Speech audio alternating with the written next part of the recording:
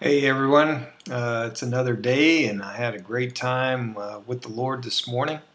I was reading in Joel and it was Joel 1:14 and 15. It says, "Consecrate a fast, proclaim a solemn assembly, gather the elders and all the inhabitants of the land to the house of the Lord your God, and cry out to the Lord, alas for the day of the Lord is near. It will come as destruction from the Almighty."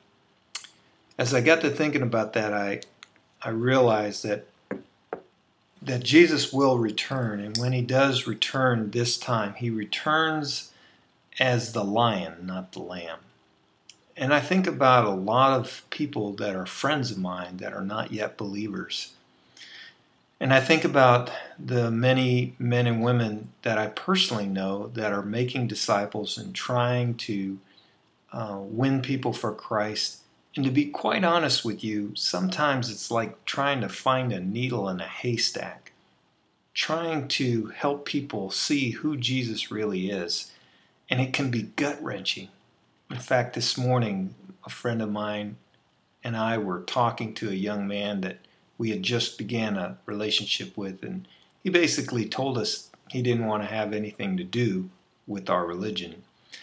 And that, again, is gut-wrenching. And it just reminds me that we should be in prayer and fasting and asking God to have mercy on the people around us.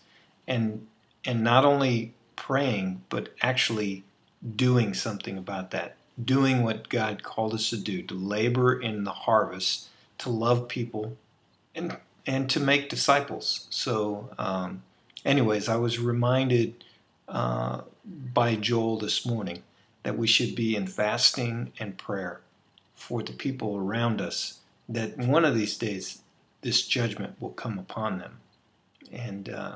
And we need to thank God for the mercy and grace that he's had upon us. So that was something that I got out of my time with Jesus this morning. I enjoyed that time, but it was also very sobering.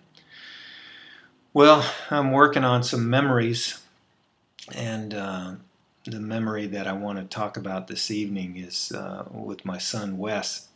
I can remember Wes when he was growing up. He was probably 4 years old, and he demonstrated a tremendous attribute for sports and things like that. But the thing that I really enjoyed about watching him, whether it was soccer or baseball or whatever it was, he was always full on. In fact, an older gentleman that we used to live next to, we called him Mr. Bob. He taught the boys how to play basketball out on the sports court. And man, Wesley was just like the Tasmanian devil. He would, get the ball, and he was all over the court, and just an amazing aggressiveness and zeal. And he has that zeal to this day.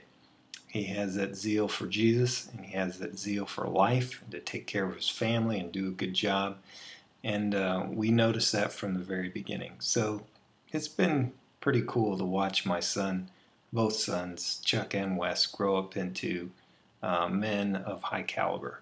So I appreciate them and love them. And I appreciate the grandchildren that they're bringing our way. So great memories. All right, that's enough for tonight. We'll talk to you later.